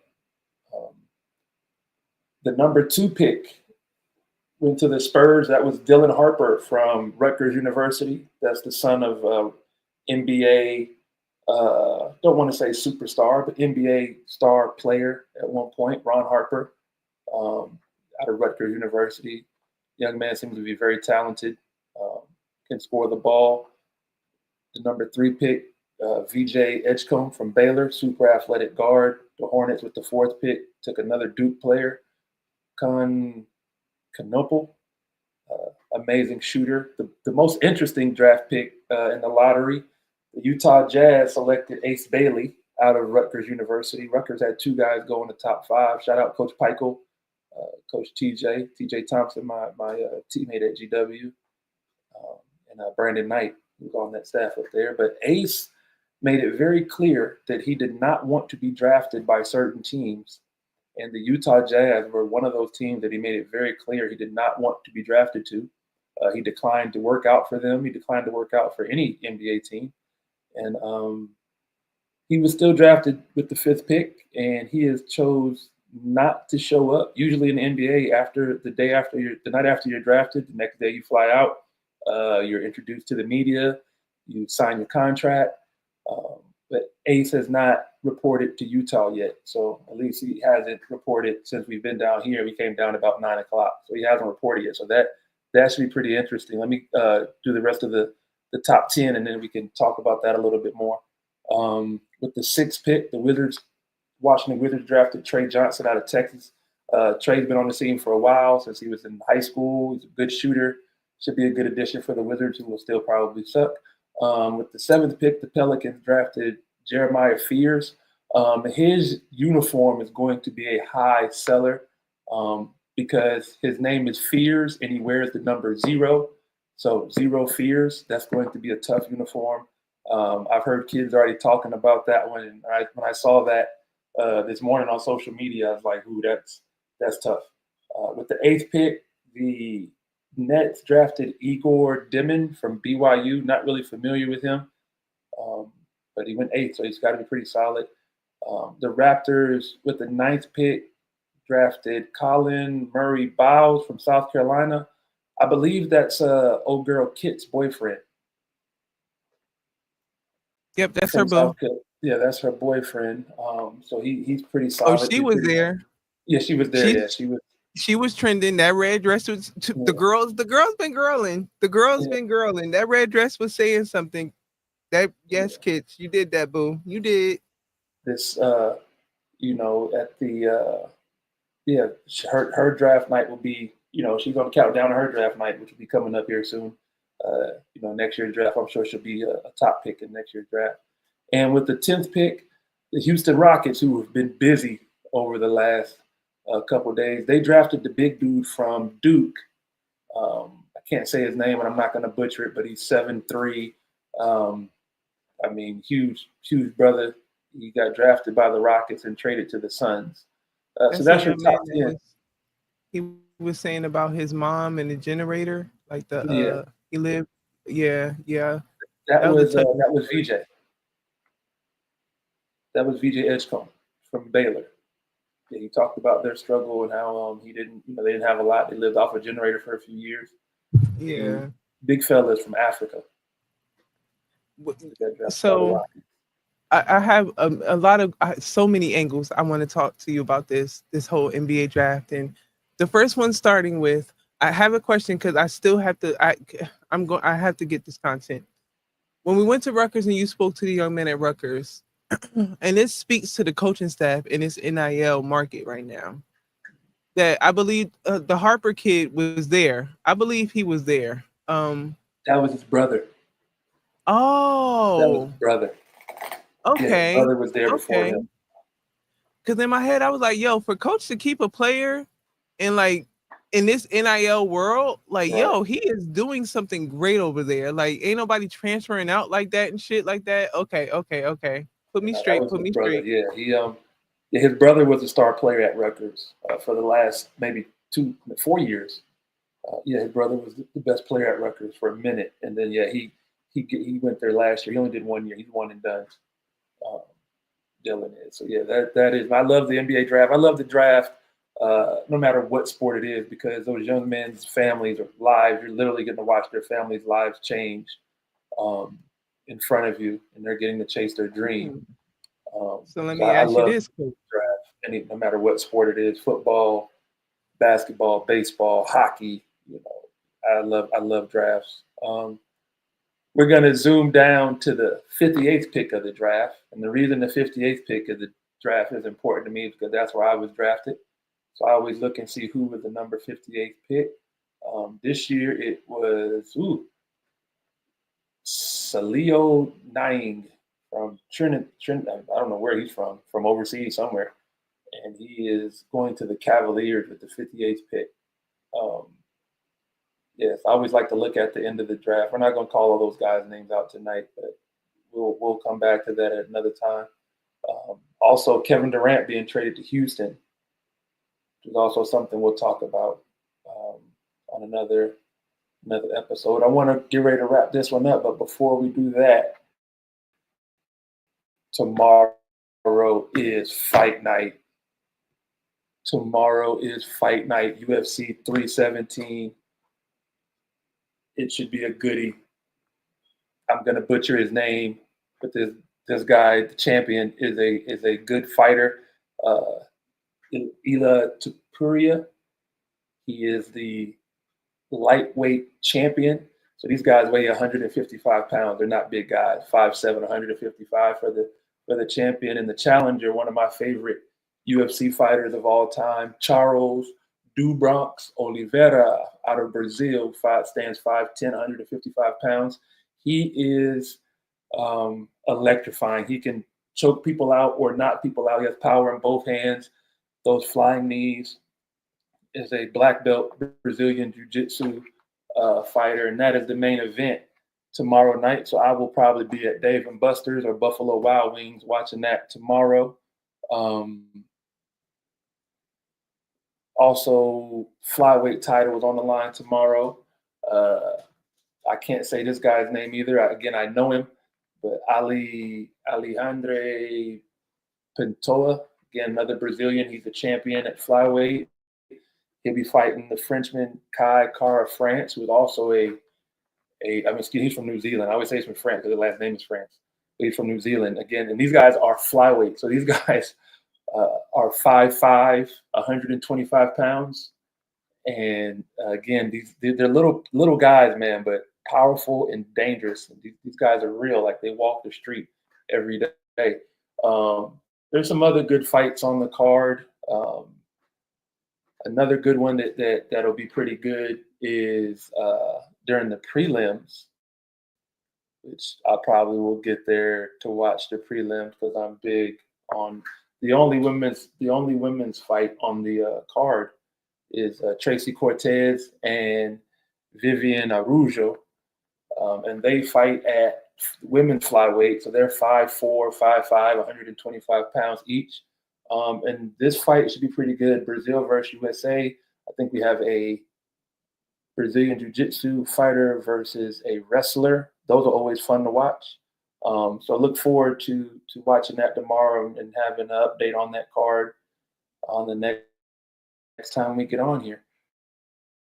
So that's UFC 317 tomorrow night. If you don't have anything going on, it is a pay-per-view. But again, Dave & Buster's, Buffalo Wild Wings, they always are showing those. If you can get to one of those spots, you can get some good UFC action tomorrow night. What are you going to be taking part in tomorrow, J to J?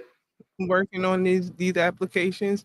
I'm trying to look up and see. I know Grant Antonia Hill's daughter is a fighter, and I'm looking to see if she does what you like, because I'm trying to get on her media team too. I'm trying to see. We follow each other on. I've seen her fight.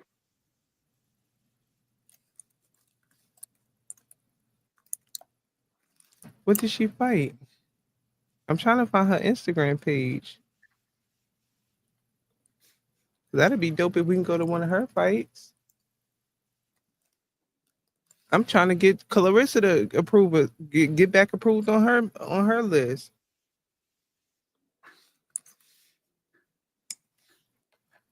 And I'm gonna send you this link. It's this young lady. She's on YouTube. She a baby too, but she be kicking behind. I think it's jujitsu though.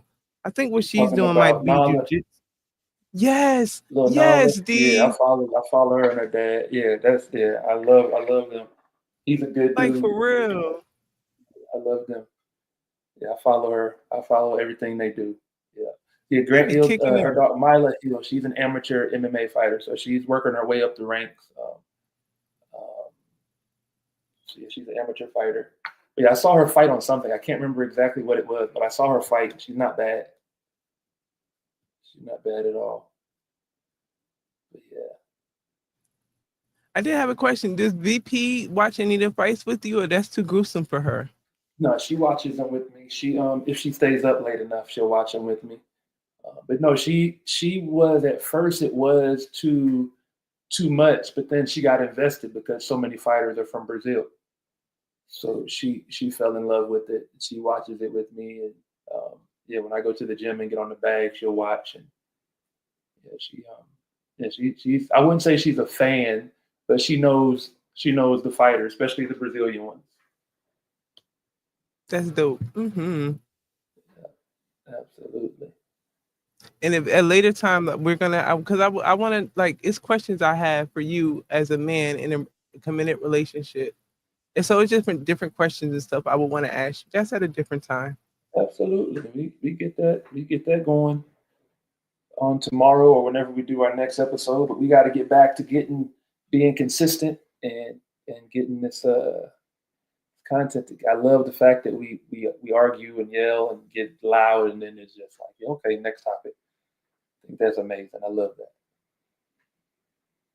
I grew up with brothers too, and I'm remembering how to interact with men. Like, ain't shit personal. Sorry, sponsors, but that's one of the four agreements. Take nothing personal. Like, and then like you be putting me on my toes, like, and I got to learn how to not do that. Because if I want to real life be syndicated, There's a level I of it, just right? imagine Like there's a level of it. Yeah. me and Charlemagne sitting up there arguing back and forth like that. I How, could see Sway?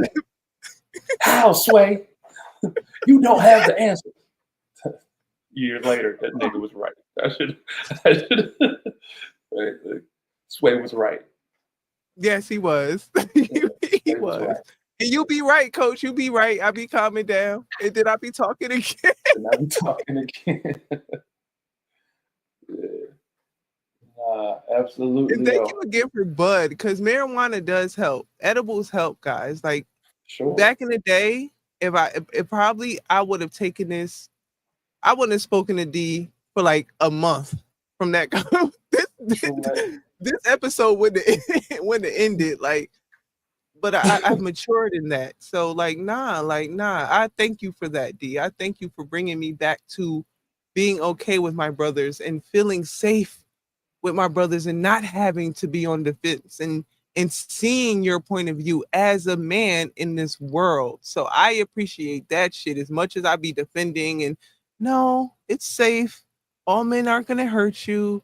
Although I really think one of the ones watching on Twitch is one of the ones, but um that's here and there. But thank you, coach, for being a brother figure. Thank you for teaching me how to be. It's okay to be feminine, and it's okay not to always be on the defense with shit. Absolutely. And that I get it, right? Like I'm not a woman basher. I'm not a uh, men ain't shit type of person. I just think they're good people, men and women. They're good people. They're bad people, men and women. But we got to have conversation, and conversation, I think, is getting to the point where people are scared to have conversations if the conversation is not comfortable.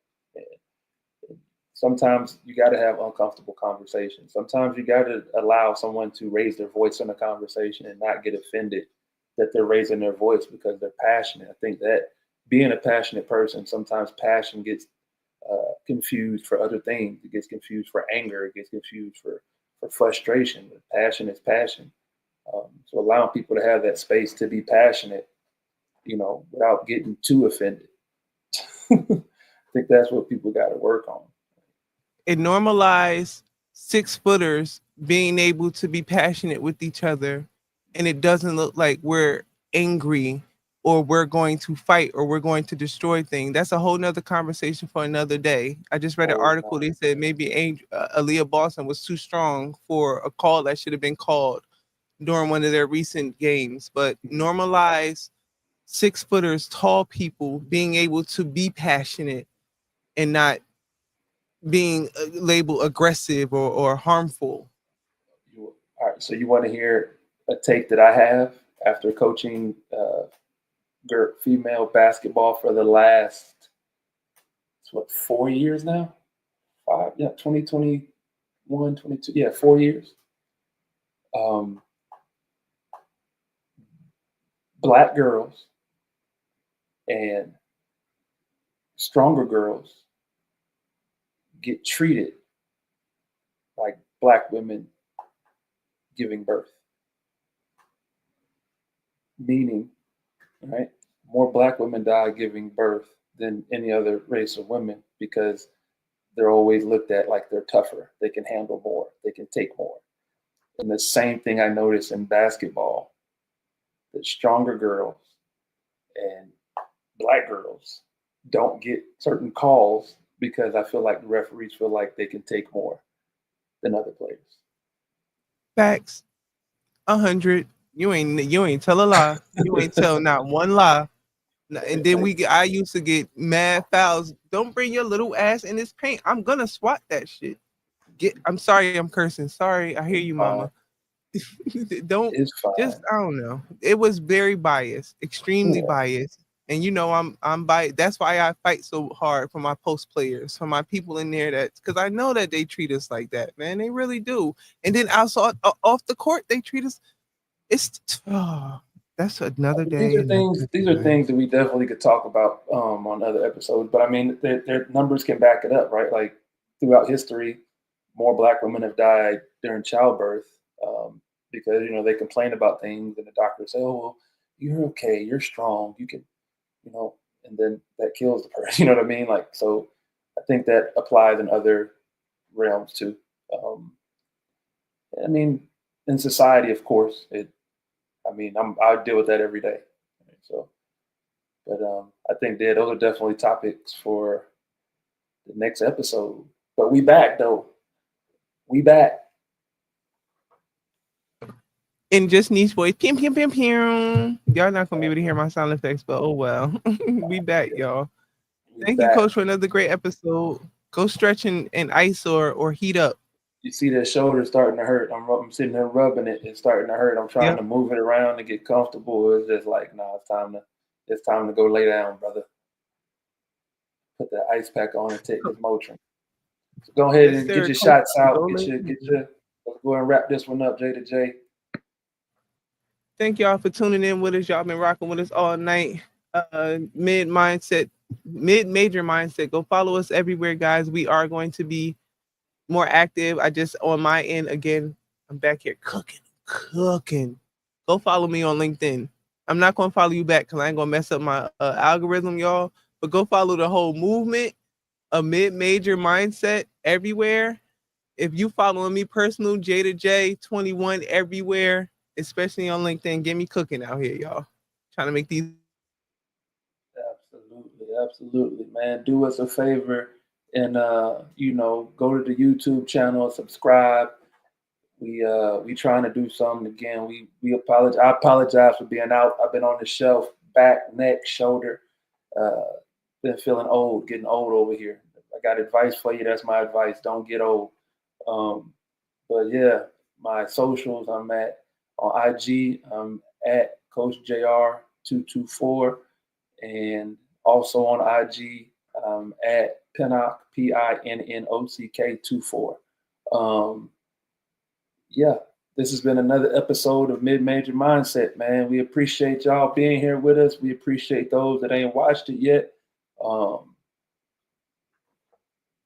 We out of here.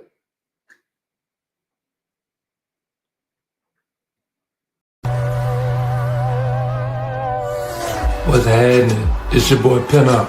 Want to put you on something new. Mid-Major Mindset, a new podcast hosted by J to J and myself. We'll be discussing the world of sports, trending topics, adulthood, hell, life, with the hint of that mid-major mindset. Yo, Coach, you giving him too much. He got to be political. And me, I got fired a few times. I don't got to do but stay black and die. That's J to J, man. Should do that from time to time. Anyway, y'all might as well come listen and see what we talking about. especially from two athletes. Like, nah, we real life did this. Like, nah, in real life, dead ass. Like, y'all Join us live every Monday through Friday. Come check us out, because y'all know we also talking WNBA. We talking hella women's sports. If y'all ain't know that, y'all know now. Don't Judge My Life Media presents Speaking of women's sports, Mid-Major WNBA Mindset. Season, WNBA, could y'all give me my WNBA passes? Media passes, please. Could I get back on y'all media? Featuring WNBA, two former Nike, could I A10 get athletes, a Nike check too, like, Coach D. while I'm out here Pinnock, shooting these Steph Curry George kicks, Washington standout, short shots, NBA draft yo, pick, could y'all bless us? Like, stop playing. Fordham, could we get some? and Jada grant J, money, some alumni, former Fordham University being that women's alumni is our basketball and president, FIBA Ramley, athlete. go Ramley, hey. Subscribe Hey, everywhere hey, at guys, Mid-Major Mindset. I'm saying we ain't getting no NIL money. I'm just saying.